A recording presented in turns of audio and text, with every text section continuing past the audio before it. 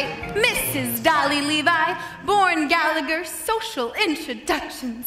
Ladies and gentlemen of excellent family, introduced under the most respectable conditions, in an atmosphere of elegance and refinement. Object, matrimony. Unfortunately, I won't be able to offer my usual lightning service today, as I have a previous appointment in Yonkers, New York, arranging the second marriage of Mr. Horace Vandergelder, the well-known half-a-millionaire. As my late husband, Ephraim Levi, always said, that means he's got at least 60,000 cash. But I'll do my best to have you carried across somebody's threshold before the week is out. Now, might I also mention I'm available for financial consultation, instruction in the guitar and mandolin, short-distance hauling, and varicose veins reduced. Call on Dolly. She's the one the spinsters recommend. Just name the kind and then your sister wants and she'll snatch him up. Don't forget to bring your maiden ass and she'll match him up. Call on Dolly. Mrs. Levi! Mr. Kemper, the artist. You know, I'm something of an artist myself, too. I do those silhouettes with black paper and scissors. Here's one of Ada Rehan looking the other way. I do them like that because I'm no good at noses. Mrs. Levi, the train for Yonkers leaves in 5 minutes, and if you don't get there on time... But we will, Mr. Kemper. And not only will Horace Vandergelder give you permission to marry his niece, Ermengarde, he will also dance at your wedding, and not alone either, because I happen to be engaged in finding him a suitable second wife himself. What he really wants is someone steady to clean the house. As my late husband, Ephraim Levi, always said, marriage is a bride. To make a housekeeper think she's a householder. I know all about it, Mrs. Levi. Half New York says he's going to propose to Irene Malloy this very afternoon. Which is exactly why I'm on my way to Yonkers this morning, Mr. Kemper, and can take up your case and not go 4 lovebirds with 1 stone, or whatever I'll throw while seeing. Well, what do you think of that? I have nothing to pay my train fare with. Only large bills, 5s and 7s. I might have some change here somewhere, Mrs. Levi. I only hope this isn't a wild goose chase. And speaking of poultry, I am also available for fresh Jersey eggs, surgical corsets reboned, ears pierced, pierced ears replugged. Mrs. Levi! Sister, once and she'll snatch him up. Don't forget to bring your maiden ass and she'll match him up. Tell me, Mrs. Levi, what's in all this for you? A living, Mr. Kemper. Some people paint, some sew. I meddle.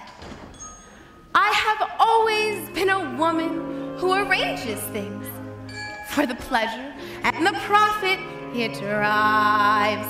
I have always been a woman who arranges things like furniture and daffodils and lives. When a man with a timid tongue meets a girl with a diffident air, why should the tortured creatures beat around the bush when heaven knows Mother Nature always needs a little push? So I put my hand in here, I put my hand in there. And a girl over 6'3" loves a man who comes up to her ear. Surely it's obvious she'll never be seduced till some kind soul condescends to give her beau a little boost. So I put my hand in there, I put my hand in here.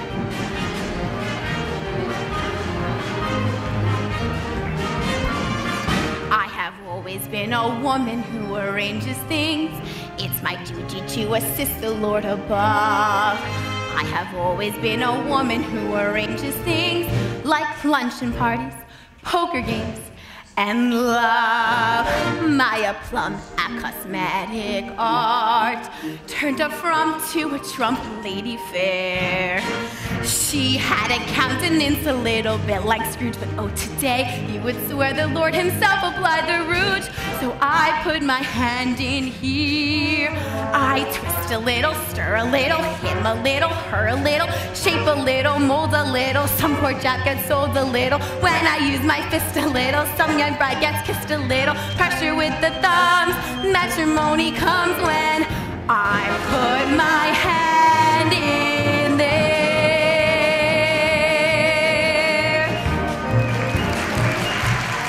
Mrs. Levi! I know, Mr. Kemper. The Yonkers train is ready to leave. Now you go buy our lunch, get a window seat, order lunch, and I'll meet you on board.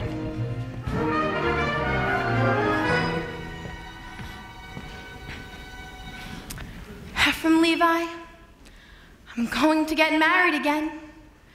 I'm going to marry Horace Vandergelder for his money and send it out circulating among the people like rainwater, the way you taught me.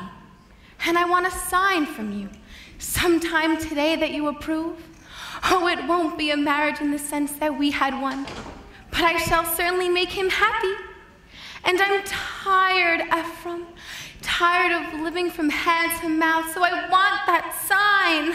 Mrs. Levi! And sometime today. Now, don't you worry, Mr. Kemper. We'll make that train. We'll get to Yonkers. You'll marry Ermengarde.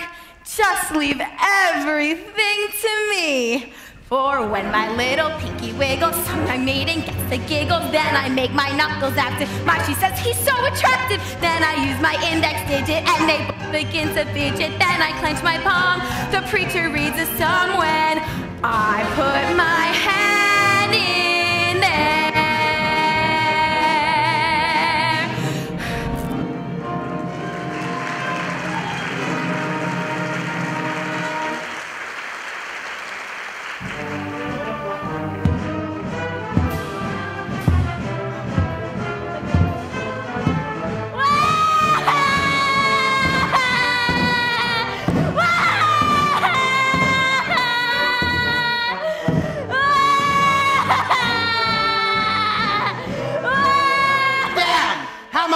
To play Yonkers, my Yonkers, with all that bellowing in my ear. I can't help it, Uncle. I love it, Rose Kemper. And I say you're too young to love anybody. Here, take this. I'm not too young. I'm already 17. And in another year, I'll be an old maid. Dare to be an old maid, Ermengarde, and I'll cut you off without a cent. And stop that horrible racket. I can't help it, Uncle. I'm unhappy. And by thunder, you'll go and weep in Ohio and New York, where it won't be noticed. Now start packing your trunk. And don't get any tears on the locket. It was just oil. Cornelius Barnaby. You said, Mr. Vandergelder. I did. I got news for you both. I'm going to New York this afternoon to march in the 14th Street Parade. And when I come back, you're going to have a mistress.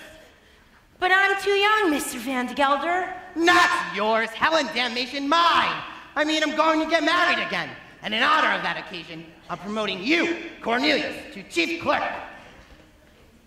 And what am I now, Mr. Vandergelder? You're an impertinent fool, that's what you are. And I'm promoting you from an impertinent fool to chief clerk. Any more questions? Yes. What? Does the chief clerk get 1 evening free a week? So that's how you thank me for your promotion? No, sir. Get back to work. And don't forget to put the lid on the sheep's dip.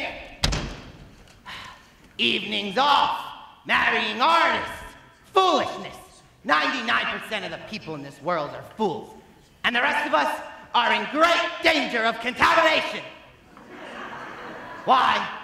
When I was young, which was foolish, and got married, which was foolish, and was poor, which was more foolish than anything else. Then my wife died, which was foolish of her. I grew old, which was sensible of me, became rich, friendless, and mean. And in Yonkers, that's as far as you can go in life. Oh, I know what you're wondering now. Why a man of such great sense would be doing anything as foolish as getting married again. The answer is simple. This house without a woman would be an empty shell. And pretty dirty, too. It takes a woman all powdered in pink to laboriously clean out the drain in the sink. And it takes an angel with long golden lashes and soft-dressed fingers for dumping the ashes. Yes, it takes a woman, a dainty woman, a sweetheart, a mistress, a wife. Oh, yes, it takes a woman, a fragile woman, to bring you the sweet things in life. The frail young maiden who's constantly there for washing and bluing and shoeing the mare. And it takes a female for setting the table and weaning the Guernsey and cleaning the stable. Yes, it takes a woman, a dainty woman, a sweetheart, a mistress, a wife. Oh, yes, it takes a woman, a fragile woman, to bring you the sweet things in life. And so she'll work until infinity. 3 cheers for femininity. Rah, rah, rah, rah, rah, rah, F-E-M-I-T-Y. All right, get out of here, all of ya!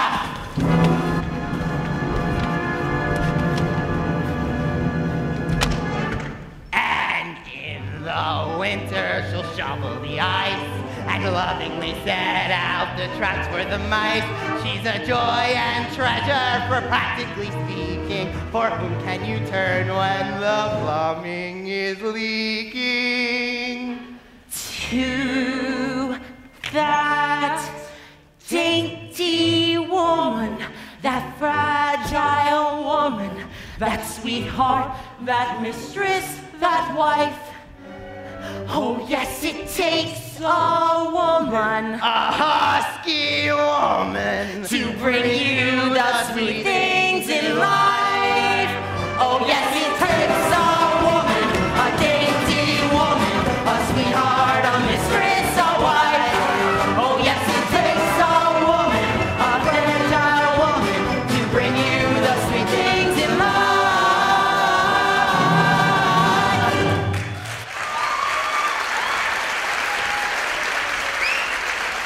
All right, get out, all of ya!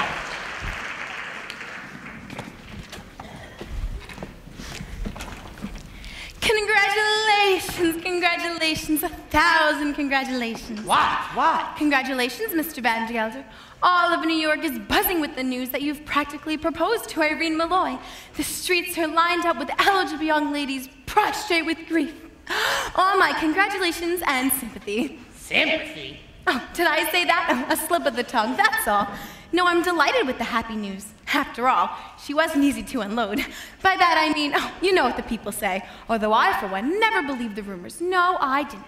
Rumors? What rumors? Nothing to get upset about, Mr. Vandergelder. Just according to all known facts, her first husband passed on quite naturally. It's just that he went so sudden. A few spoons of chowder she made special for him and... But it could happen to anyone. No, there's no truth in it. Just one word of advice, Mr. Vandergelder. Eat out. Now hold on, Mrs. Levi. You mean to say that Mrs. Malloy... I mean to say nothing, Mr. Vandergelder. Just some friendly advice. Keep away from the chowder. By the way, she's ordered her wedding gown beautiful. You should see it. Black.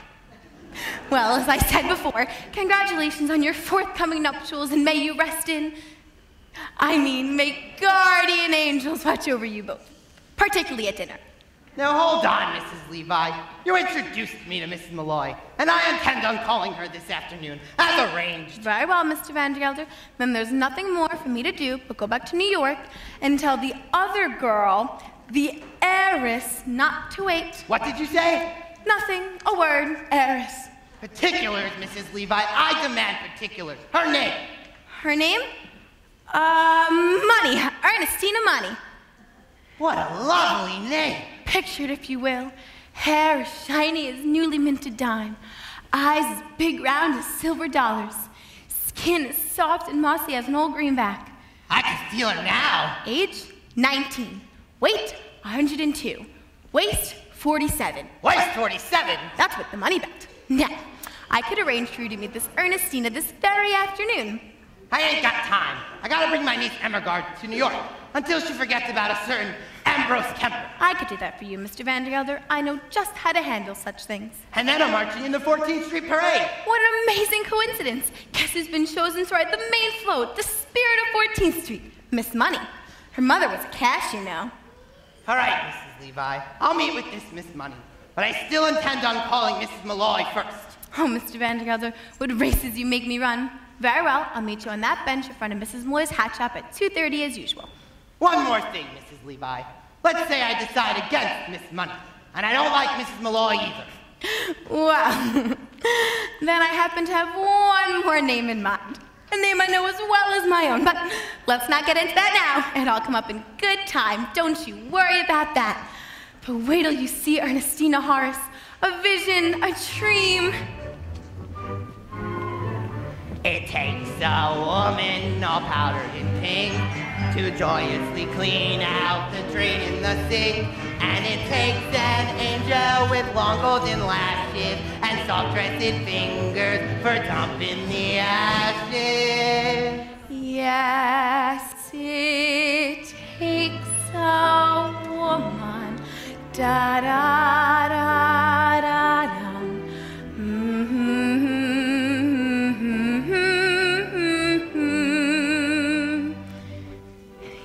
You know what, From? I think I'll have that room done over in blue wallpaper. Yes, in blue. Ambrose, Ermengarde, we've got plans to make.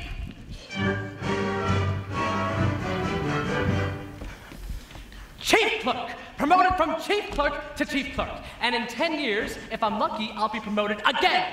33 years old, Barnaby. And I still don't get an evening free. When do I get to begin to live? You can live on holidays, Cornelius. Do you remember what we did last Christmas? All those canned tomatoes went bad and exploded, and you and I had to clean up the entire mess all afternoon. You call that living? No. Barnaby, you and I are going to New York. You mean close the store? Yes. Cornelius, we can. We'll have to. Some more canned tomatoes are going to have to explode. Holy cabooses! How do you know? I'm going to light this candle under them. That's how I'll know. It'll create such a stench that customers won't be able to enter this place for 24 hours. That'll get us an evening free. Oh, Barnaby, we're going to New York, and we're going to live.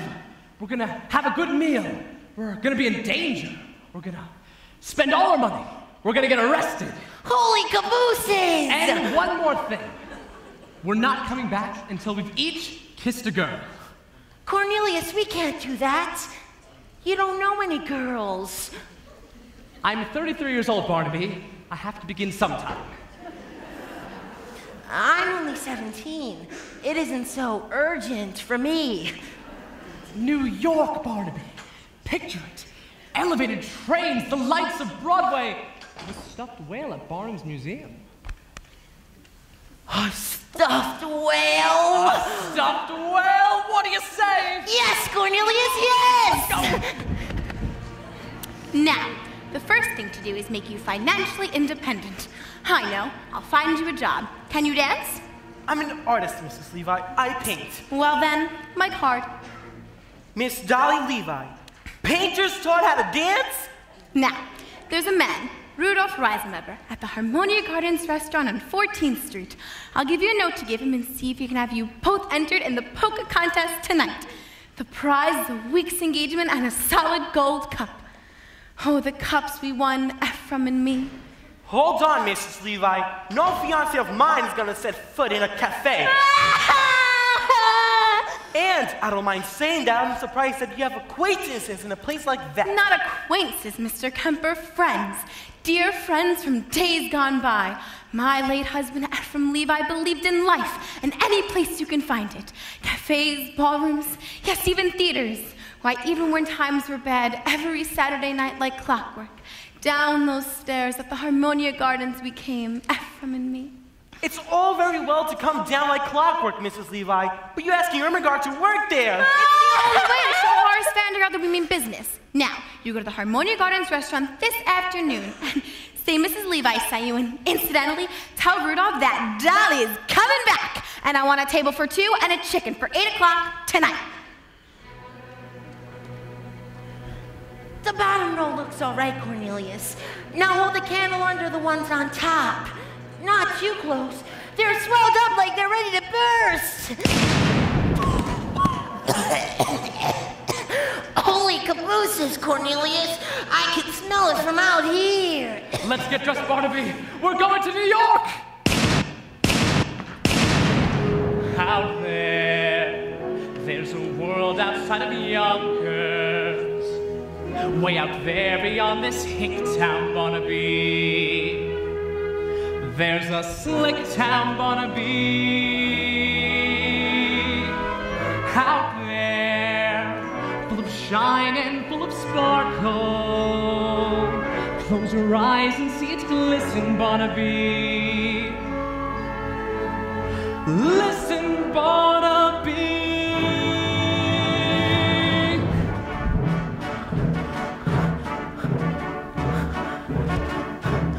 Put on your Sunday clothes, there's lots of worlds out there. Get out the brilliantine and dime cigars. We're gonna find adventure in the evening air. Girls in white in a perfume night where the lights are bright as the stars. Put on your Sunday clothes, we're gonna ride through town in one of those new horse-drawn open cars. We'll see the shows at Delmonico's and we'll close the town in a whirl. And we won't come home until we've kissed a girl. Put on your Sunday clothes when you feel down and out. Shut down the street and have your picture took. Just like a dream, your spirit seems to turn about. That Sunday shine is a certain sign that you feel as fine as you look. Beneath your parasol, the world is all a smile that makes you feel brand new down to your toes.